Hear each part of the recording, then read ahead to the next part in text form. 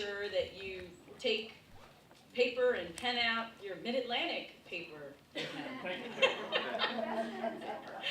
and take notes. The presentation. I don't know. Will you make the presentation available to? Can I send it out or no? I'm going to send a part of the presentation. Okay. Yeah, that's right. That's right. Yeah, Okay. I got it. In fact, today I have a one-pager. Okay. Beautiful. So without further ado, actually, I'm going to turn the floor over to you, Steve. Thank you. Thank you.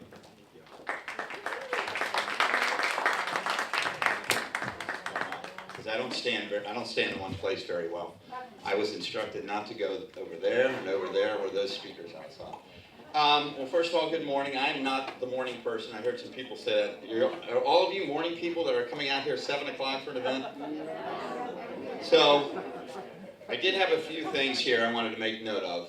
I assume some of you are tweeting this event or tweeting afterwards and stuff, so I have a few suggested hashtags. I don't know what they had, but you're free to use this one, #StudMuffin. The guys are probably uncomfortable with that, so let's try this one.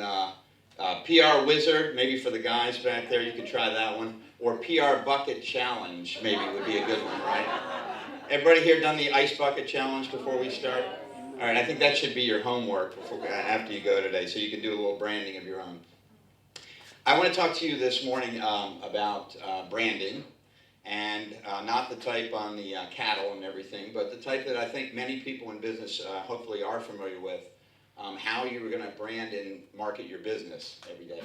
I'm not in advertising, but I have a lot of respect for the advertising business, and when I get up in the morning, I don't know about you, this is not a client, I wish I could say it was in some extent, but when I get up in the morning, I often wake up to sounds like this.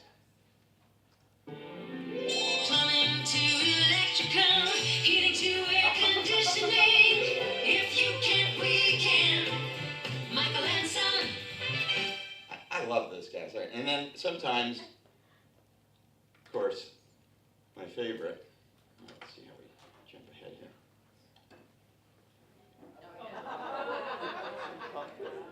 Uh-oh, guess what day it is? Guess what day it is? Huh? Anybody? Julie, hey, guess what day it is? Oh, come on, I know you can hear me. Mike. What day is it, Mike? Leslie, guess what today is? It's hump day. Woo-hoo! Buddy, how happy are folks who save hundreds of dollars switching to Geico? I'd say happier than a camel on Wednesday. Hump day! Get happy. Get Geico. 15 minutes could save you 15% or more. Now, I couldn't handle advertising if there wasn't humor in advertising. That's what I really love about advertising. The people are so creative. And I'm in the public relations business. We like to think we're creative, but we really dovetail and work closely with advertising folks. I shared those two particular examples for a reason. And before I do that, let me go to the next slide. Michael and Sons is a company that I sort of learned about, and this is not a client of mine, and I want to give kudos to the folks that work with these folks. They really have done a good job, I think. Hasn't everybody heard about them if you're around this area? They really do a lot of branding, a lot of advertising, a lot of marketing, and they live it. And my view on advertising is it's great. It's very entertaining. I love it. It doesn't usually drive me to make decisions to use an organization, but it puts it in my head. But it's not usually how I make a decision. How many people from seeing the advertising make their decisions automatically, that's a purchase or some sort of transaction you're going to make? Raise your hand if advertising does that for you alone. And don't feel bad, that's okay. Nobody raised their hand. And that's why I think it's important to emphasize that it's a part of branding. It's a part of it.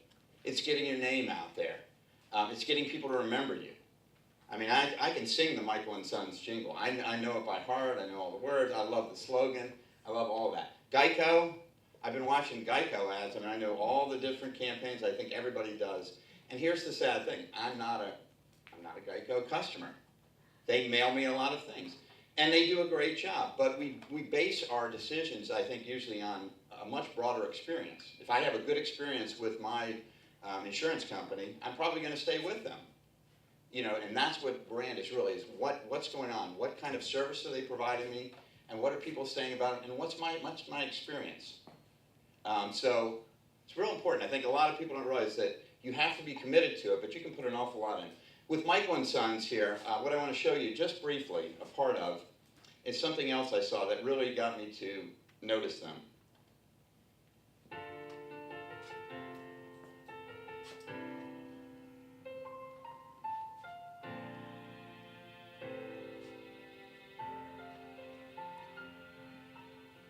Come on, Shaddy, come on, what's up, buddy? Hey, Bassem. Yeah. HVAC and plumbing have been out to a house in DC with a family who has no hot water and no heat. The family is going through a lot of financial problems right now. Mm-hmm. Both the parents are working, they're really hardworking, and they're just, right now, they're doing things like boiling hot water for baths and for cooking. Also using space heaters, which I know you don't like electrical plug-in heaters around the house for heat. I'm going to stop it right there because that's a 30-minute television program. Has anybody ever seen this? No. I was sitting around one Saturday morning. Bill, good to know you're up on Saturday morning, seeing your Saturday morning television. Flip from the cartoons, and these guys are on there. And I was so impressed because what this is, I found out, it's kind of an infomercial, to be honest with you. I'm sure they had to pay for the time again. But this is sort of the corporate social responsibility side of the company. If you had watched the rest of that show, what these guys do is they will take a look at a hardship case, somebody that has a rundown house or a property that needs a lot of work. Maybe their systems need work. Of course, they do heating, ventilation, air conditioning, plumbing. They do all the different electrical. See, I should sing the song. And they come around and they make a decision about which folks are they able to help. And so they take you through the entire case. And to me, it's like the jingle's fine, but what would I ever really know about what the company stood for? Just from the jingle. From that, I really understood. And I understood that they sort of look at branding in a really proper and holistic way and think about, we have to live that. If we're going to say we're all these things in a jingle, we have to live it every day. So I always say ads are nice, but you have to add in PR to what you do. And I know a lot of you are very small businesses, but this is something we can all do in different ways. A couple of examples just up here. I mean, we work with clients, and our goal is to get them into the newspaper, onto television stations, and there's a lot of other ways. But that's a way I think a lot of people think of their PR. So with brands, we all know of companies that we think are just like on fire. They can't do anything wrong. I put up here a few of the obvious ones, the huge ones, the ones you may say, I could never be like that. But really, you can all commit to brand and everything. You probably have some you would add to this list, but that's some obvious ones. Now, brands on fire versus brands under fire.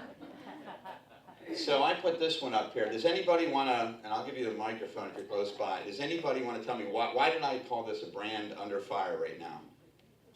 The Redskins. Oops, the Washington Redskins. Their name is under fire because it's possibly not PC, but there's an argument about that. Their name is absolutely under fire. If you read your morning paper today, I can't believe I did that because this was early enough for me to get here, but there was a column by Mike Wise in the Washington Post. It's about one of the NFL officials who for years hasn't been using the name Redskins and asked not to do the games. And he did it quietly. I mean, this guy did not draw a lot of attention, but now the latest saga, if you've been following all the things the Redskins is, you have the folks that say they're not going to announce the name. I think Tony Dungy on NBC and a lot of the announcers are just simply not going to say the name. There's a big debate about this, and this is as we all know, a locally owned brand too, and they're holding pat and trying to hang on to the name, but we're seeing a real momentum shift, I think. And I think I would ask you this: if you took a poll of half of your customer base, and I think the argument they're making is that more than half of the people still support the name. They're looking at the Washington area. But if half of the people didn't like it and started to turn against your brand, wouldn't that hurt your business? And so I think this is a question that's coming up. For me, I say this is just a matter of time. I was even asked to talk about this on Channel 7 one day when there was an issue of they had actually put a tweet out The Redskins went so far as they were trying to convince Senator Harry Reid, who spoke out strongly against the name and is urging the name change. And they tweeted and said, send Harry Reid a note of support, tweet your support and let them know you support the name. Well, what do you think happened with that tweet? Well, all the activists kind of went the other way, and it was a huge backfire. And somebody called me up and says, well, we need a PR perspective on that. And I said, well, there seems to be a little bit of a miscalculation. It's hard to know what they were thinking. So I've been watching this. I'm a lifelong Washington football fan. I still say Redskins here and there, but I want to stop saying, and I have a personal opinion that I think it's time to change. But what's more important to me is that it's surprising that they don't understand how much it is disintegrating the brand. Last thing I'll say, last night on NBC Nightly News, it got so big that in the story about the announcers that are not going to mention the name, they talked about the fact that it's gotten so bad. Mike Wise got on there, the same columnist, and he said, now you're starting to see an erosion of your brand. And he used those words. He said, you become irrelevant at some point if you can't control this. So I think this is a brand on fire. We're going to have to watch and see what happens here. Now, brands within brands. And I'm going to use this example here. Everybody knows RG3, right? And RG3 is really the main way to market this football team right now. This is the superstar of the team and everything. But last year, when he was sort of in his down period, everybody was having a struggle on the team and everything. He was also, right after the season, developing his own logo, which a lot of players are going to do because he's got to go out and brand himself and he'd get endorsement contracts and everything. So it's kind of understandable. But it really was to me, a bad message at that time. You have one brand under fire, and now it's like we have brands within brands. You can have brands within brands, I think, but you have to look at what it does to the parent organization. Now, this is what I call brands really under fire that I've seen over the last couple of years. Some of these are a little bit older. We all know about the Gulf oil spill. But I want to say, I have BP up there. I think that when you consider the magnitude of the disaster, from a public relations standpoint, I think they've come back as well as you can, given the magnitude of a disaster like that. How many of you noticed does anybody remember the way they did a lot of their advertising to let people know about the cleanup afterwards? They changed the face of the company to these people that were from the Gulf area, who were in the fields that were doing the work and cleaning up the spill, and talking about the commitment and how and I think they said, we're going to be there, until it's done. If you can go deep, you can read about this. There are people who still say there's a lot of issues going on, but I think the general perception is that they really worked to bring the public's confidence back over that. So that's probably a case of rebuilding. Now, I call it the two T's. Toyota's up there and Tiger Woods. A couple of years ago, they were around the same time having their own controversies. Toyota had the brakes going bad, all kinds of backlash and everything, being called up to Congress, having the executives called up to Congress to testify and talk about the troubles of Toyota. And it happened around the same time that Tiger Woods was having his own personal controversy, if you will. Turns out that all was not well with the marriage and everything. He took some time off of golf. A whole lot of things happened and everything. So I said those were the two T controversies at the same time. And from my standpoint, I don't know how many of you all feel. Who do you feel made a faster public relations comeback out of Toyota or Tiger Woods? If you think it's Toyota, raise your hand. And if you think it's Tiger Woods, raise your hand. And I sort of came to the same opinion. I would like to know from the few who did say Tiger Woods. And the reason I thought it was interesting is, imagine how much harder it is for a corporation that is putting cars on the road that potentially don't have brakes working to come back and rebuild their reputation and their brand from that, versus one person that basically golfs for a living and everything. And yet, I think from a public relations standpoint, I would say Toyota really worked harder and sort of rebuilt that reputation. Now, for some of you, you may not ever still buy a Toyota, and I know that, and it can be permanently damaging. But again, sort of like the BP case, I think they worked hard at the public relations. I think there's less people having that sort of memory of that from Twitter than they do every time they see Tiger Woods golf. It's still out there. And so PR helps. I want to just talk a little bit about the difference also between brand versus mission. And I put up two local organizations, one of which I was really proud to work for many years, Montgomery College.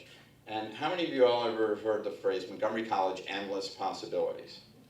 Yay, okay, I was a brand manager, so we got that out there. It took a long time.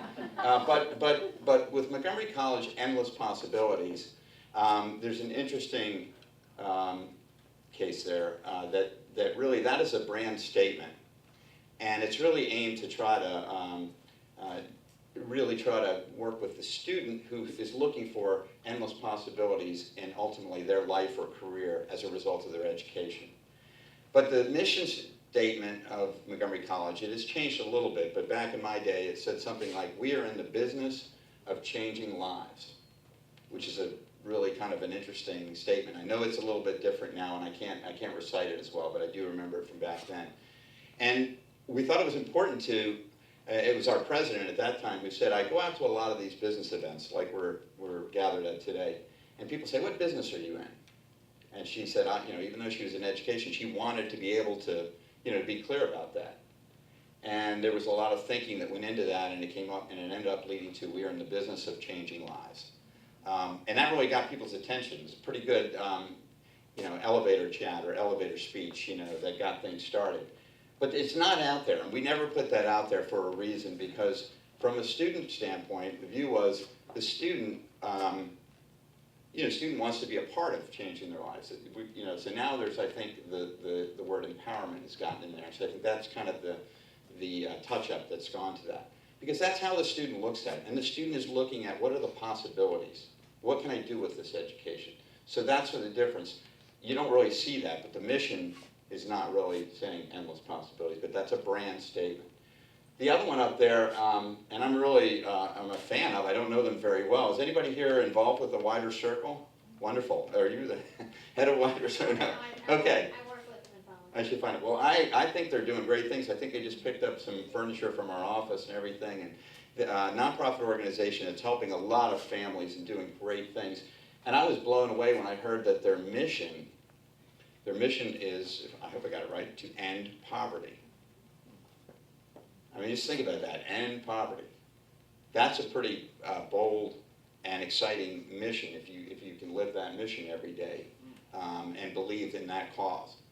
Now, alone, can one nonprofit end poverty? Probably not, but good for them. They have a mission that says to end poverty. And I found it interesting that I just grabbed their logo and it says, we won't stop until it's over. But really, you see the word poverty there. Okay, so they really plan it. So they're looking at both. Okay, they're sort of telling you your mission out there. We're not going to stop. We're going to end poverty. But really, it's very creative. So I got to give them credit, whoever does that. So I am going to leave you with a few tips, though. Now I've just sort of given you my take on branding in general. Again, my emphasis being on the role of public relations in branding. So I think there's at least 5 ways. I'm going to give you about 5 ways to tell your story and build your brand. And as I start from the beginning, really everybody should try to give some thought to what's my story? What makes me unique as an organization, as a business? One of the things that I always start with, and it's one of our sweet spots in our company, Eperen and Company, that we really focus a lot on is media relations. Does that phrase mean anything? You all know what I mean by media relations? Well, one thing I don't mean is I showed you a lot of advertising, and media relations is a little different than media buying. Okay, media buying would relate to you going out and buying advertising and all that. Media relations is building a true and trusted relationship with the media and trying to develop opportunities to be in the press in a positive way, hopefully, but dealing with the media, with whatever the situation, even if you were working through your own crisis, but building a relationship that gets you out there in a way that is credible. Okay, so you're out in the media. If you're seeing it in the news space of the paper, not just in the advertising, you're going to see credibility. So some of the tactics you use there, how many people have ever done a press release for their organizations? And despite what some people say, they're not completely dead. We're in a very different era of communication, but they still have purpose and they still have a lot of value. Press releases or a media advisory would be something to notify the press about an upcoming event.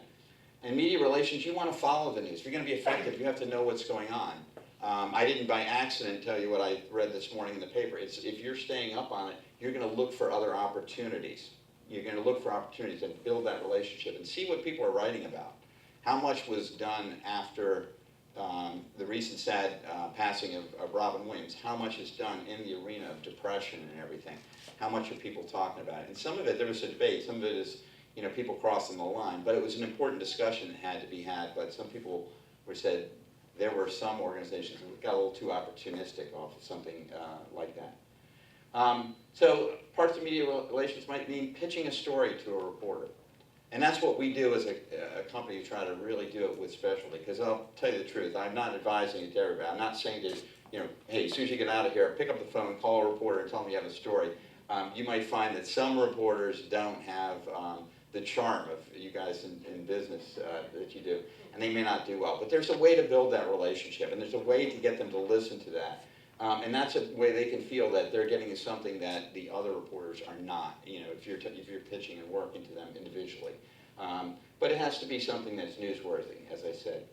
And then your expertise. Everybody in this room is an expert at something.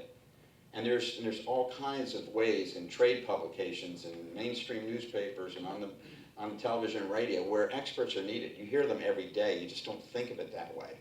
The reason, as I said, I got that call by Channel 7 to talk about whether that was a good public relations strategy of the Redskins on that particular day is they simply needed a PR expert that day. That's what they were looking for. And that was a part. And they gave a chance to sort of brand our company a little bit by being out there. Social media. I'm not going to do a lot on social media. I know there's been a lot of sessions here, but obviously this is the most, I think probably one of the most cost-effective, best things you all can be doing, especially in small business, because it is so inexpensive for you to do it.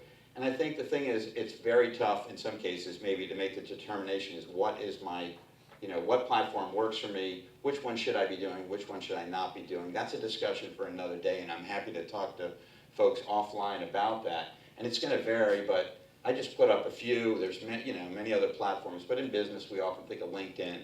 And to get here, I know a lot of you probably got your information through LinkedIn and things like that. Facebook is really growing in terms of its importance to business. I think that's the part I want to point out is that I think the results, people are starting to see how it can work for businesses and organizations. You have to be creative with it, but I think people are seeing that. Twitter, of course, is obviously one that a lot of folks are effectively using as well, and we'll talk about that. But the most important thing to me is find your sweet spot in social media and then engage and keep at it. Stick with it. I find too many people try it for a week and then they say, nothing happened. You know, I don't get it, or, I can't, I'm not growing my pages enough, or nobody's talking back to me or anything. And that's the thing. People are pretty savvy out there in social media. We don't have to doubt whether it's effective or not. We all have seen things going on. I talked about the Ice Bucket Challenge. And YouTube, that I mentioned, that I put up there, is the second most used search engine in the world. So if you want to know where people are going to be. I'm going to go through these others really quickly. Yes, Kathy, is that a question? Is the first best used Google? Oh, Google is the first, yes, yeah, number one. Online communication, so obviously your website is important. Obviously, some of you are active and effective at using your e-newsletters, using services like Constant Contact and other things, blogs, videos. Videos are really followed things, I think, in social media. And I think the Ice Bucket Challenge, again, totally has proved that to everybody. And third-party websites like Yelp. How many of you will have your business evaluated by your customers and all, and you have to keep up with things like Yelp? You want to look at that presence. They're talking about you. They're saying things about you, and you want to be keeping up with that. Community relations. So I'm going to go through it pretty quickly, but it's important, I think, to make a contribution in the community. I think it not only makes you feel good about the work that you're doing in the community, but it really does help to build your brand. You can support or volunteer for a charity or event or any organization. Raise your hand if you've got at least 1 or 2 or 3, or some of you probably have 10 organizations you're active in. And that's very, very important. I think it's not only good for the organization, for the nonprofits that you're helping out, but it's great for you. It's great for marketing your business every day. Pick a cause that you can champion or an issue. Here's one I say for small businesses: sponsor a local sports team. There's a big concrete firm down the street from where we are called FO Day. Has anybody ever heard of FO Day? When I was a kid, I thought FO Day was like General Motors or IBM or one of the Lockheed Martin, or one of the biggest companies in the world, because they were the team that we could never beat, and they were always sponsoring all the teams up and down the league. And they're a large small business, but I never got that out of my head. I've been in this area for all my life, and I still think of them. I see the truck go by, and I go, we never could beat those guys in baseball. FO Day.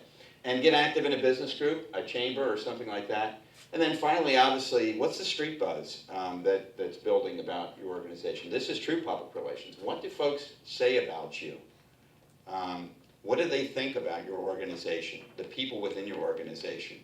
Are you keeping up with that? Are you making sure that everybody's living a brand, that they're doing the right thing? And what are you saying about yourself? I mean, I know before I got started, a lot of you were telling each other about your businesses. Hopefully you're saying it with confidence, and you're talking about what makes you kind of unique. You may not be as large as another firm, but there's something you do that's unique and differentiates you. So what are you saying about you? And that sticks. Testimonials, referrals, references, awards, honors, certifications, anything that makes you stand out, and anything that sort of, is a testimony to your quality is important. And finally, we started talking about branding, and I'll say memorable branding. I always love coming to these things because there's always at least 1 or 2 really cool business cards in the group. And most people these days, they come back, they put it in their computer, they take the contacts, and the business cards get thrown away. But when it's that cool business card, you see that person again, you go, oh yeah, you've got that. And that's just one way that people do it. Does anybody remember Matthew Lesko? I don't think you're going to know that name. Okay, some of you are going to know that name. But when I tell you, the guy that used to wear the question marks and the suit, and yeah, he's still out there some, right? And he bought all the late night television ads and everything, and he's out there. If you see him around town, he wears the suit every day, all the time. We had a great business meeting with him. He's an incredibly intelligent guy, and he comes in, he doesn't change the brand. He's branded all the time, and when he drives down the road, you see his car, and the car's branded. So you see it with the cars, you see wrapping on the entire cars, but visual branding and just living it is very important. I think that's my formal presentation, and Kelly, do I have some time for some questions here? Yes. So I run a small nonprofit that represents about 60 organizations that teach English to adults in the county. Some of this is big level for folks who have communications staff. Mm-hmm. Can you bring that down to a level for smaller organizations? And also, I'm very concerned with communicating to audiences, some of whom are not native English speakers. So can you talk a little bit about bringing it down to a smaller staff level, and how you kind of make sure your brand is going to be able to reach folks who are not native English speakers? Sure. Let's see if this will allow me to back up a little bit.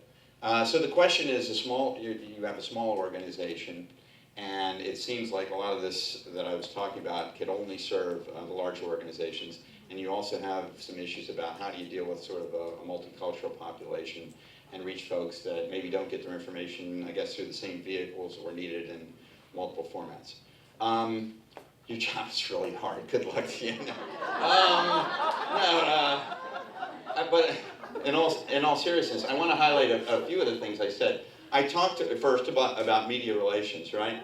So maybe you can't do it all, and you can't afford a firm, or you can't afford to do everything. But certainly you can have the expertise and the knowledge of what's being covered and what's relevant to your organization that shows your value, that is important to the people in the media that are trying to share that with other people. So I think that can be done.